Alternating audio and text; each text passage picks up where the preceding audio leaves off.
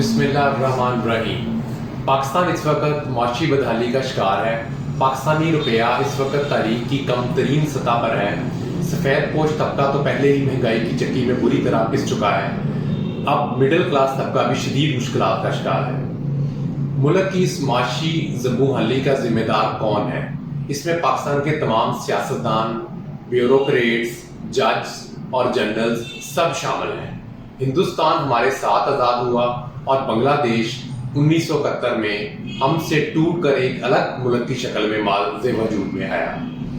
آپ ان دونوں ممالک میں دیکھ لیں، وہاں جمہوریت پلی بڑی، فوج نے کبھی مداخلت نہیں کی، ادارے مضبوط ہوئے، عدلیہ غیر جانب، فوج نے ہمیشہ منتخب حکومت کو سپورٹ کیا اور عوام نے اپنے ووٹ کی طاقت سے سیاستدانوں کا احتساب کیا، جس کے نتیجے میں آج یہ دونوں ممالک ترقی کی راہ پر گامزن ہیں اور ہم آج بھی IMF کے من تلے کرنے پہ مصروف ہیں۔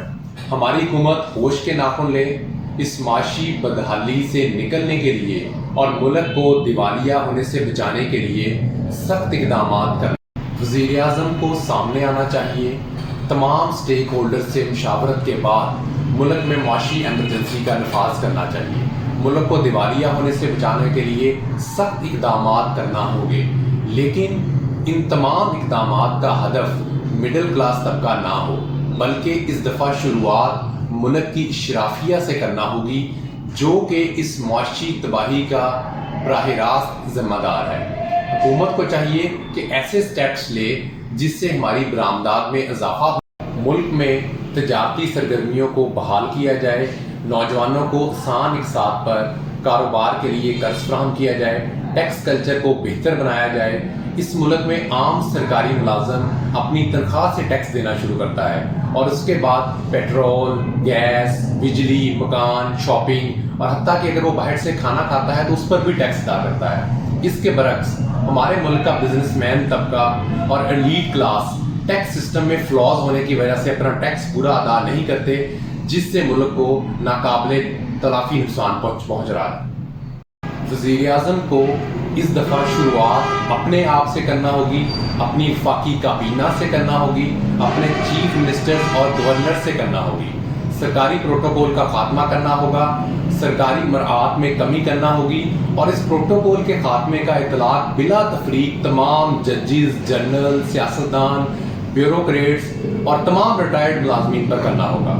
اشرافیہ کی سفری سہولیات میں کمی کرنا ہوگی، ان کی سرکاری رہائش گاہوں کا سائز کم کرنا ہوگا۔ آپ یقین مانیں کہ ان تمام اقدامات سے سرکاری خزانے پر بوجھ کم۔ میری حکومت سے گزارش ہے کہ آپ بجائے پیٹرولیم مصنوعات کی قیمتوں میں اضافہ کرنے کے سرکاری گاڑیوں کا فیول کچھ عرصہ کے لیے معطل کر دیں۔ ایک رپورٹ کے مطابق برطانیہ میں اس وقت ٹوٹل 45 سرکاری گاڑیاں ہیں جو کہ ایک پول کی شکل میں دستیاب ہیں اور ان گاڑیوں کو مختلف اوقات میں مختلف افسران جو ہے وہ اپنے سرکاری کاموں کے لیے استعمال کرتے ہیں، جبکہ اس کے برعکس پاکستان میں 69,000 سرکاری گاڑیاں ہیں اور ان تمام گاڑیوں کو آن این ایوریج 400 لیٹر ماہانہ پیٹرول سرکاری خزانے سے فراہم کیا جاتا ہے۔ تو اگر آپ اس کو ایک کیلکولیشن کریں کہ 69,000 گاڑیوں کو 400 لیٹر ماہانہ پیٹرول فراہم کیا جائے تو اس کی جو کاسٹ ہے وہ تقریباً 7 ارب روپیہ بنتی ہے اور یہ 7 ارب روپیہ ایزیلی سیو کیا جا سکتا ہے اور اس کا امپیکٹ جو ہے ڈائریکٹ امپیکٹ ہمارے مڈل کلاس طبقے پر بالکل بھی نہیں ہوگا۔ حکومت کو معاشی حالات بہتر کرنے کے لیے ایسے سٹیپس لینے چاہیے جس سے عام آدمی کی مشکلات میں اضافہ نہ ہو۔ حالیہ بحران میں چند کاروباری افراد نے ذخیرہ اندوزی کر کے ایک مصنوعی بحران پیدا کر دیا ہے۔ پیٹرول پمپس پر لمبی لائنیں، آٹا حاصل کرنے کے لیے لمبی لائنیں، کھاد کا نایاب ہو جانا، یہ تمام چیزیں حکومت کی ناکامی کو ظاہر کرتی ہیں۔ یہ حکومت کی ذمہ داری ہے کہ وہ اپنے AC/DC صاحبان کو اپنے دفاتر سے نکالے اور ضلعی انتظامیہ کے ذریعے اس مصنوعی بحران کو ختم کرے اور ان کے ذمہ داران کے خلاف بلا تفریق سخت سے سخت کارروائی عمل میں لائی جائے۔ آٹا حاصل کرنے کے لیے لمبی لائنوں میں لگا کر خدا را لوگوں کی عزت نفس مجروح نہ کی جائے۔ حکومت اپنی ذمہ داری پوری کرے، آٹا اور دیگر روزمرہ کی اشیاء تمام دکانوں پر فراہم کی جائے۔